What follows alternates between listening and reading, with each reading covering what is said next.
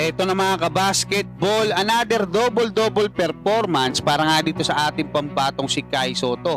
Pag-uusapan natin yung mga bagay na nag-improve na dito nga sa naging game ni Kai kontra nga dito sa Kawasaki. Pero bago yan, huwag kalimutan mag-like at mag-subscribe bilang pagsuporta.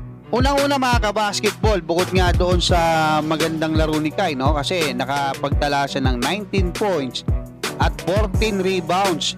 Kontra nga dito sa Kawasaki ay naipakita niya rin yung kanyang 3-point shooting, pumasok yung isa.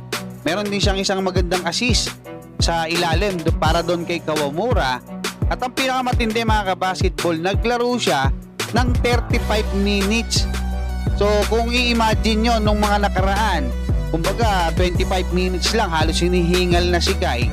Ngayon 35 minutes mga kabasketball hanggang dulo, no? Although nung bandang huli hindi na siya ipinasok dun sa crucial. Hindi ko alam kung bakit ganun yung coach eh. Pinapasok siya tapos nilalabas. So manlalamig ka nun. So yun mga kabasketball, no?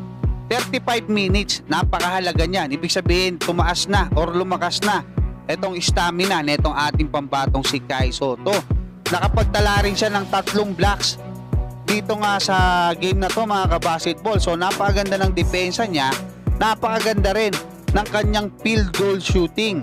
9 out of 13 kung di ako nagkakamali, 70 more or less percent yan, diba? 1 out of 1 yung kanyang 3-point.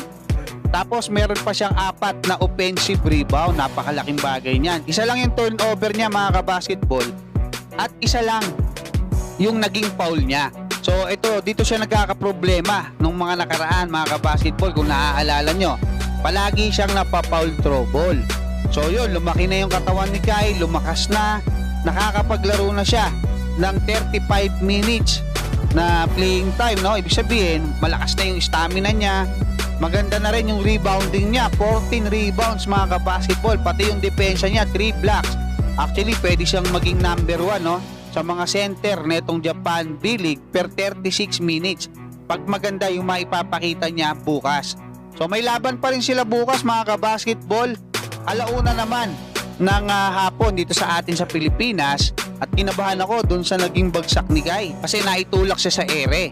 So sabi ko nga, konting pitik lang eh, nag-iiba talaga yung position mo pag nandun ka sa ere. Buti na nga lang pagkatapos ng bumagsak, tumalon pa siya. Ibig sabihin hindi siya na-injured. Sa hindi inaasahan, talo pa rin sila mga kabasketball. Pero okay lang, at least maganda yung pinakita ni Kai, maganda yung maibabaon niya para nga dito sa darating na FIBA OQT para sa ating Gilas Pilipinas at hopefully sa NBA Summer League.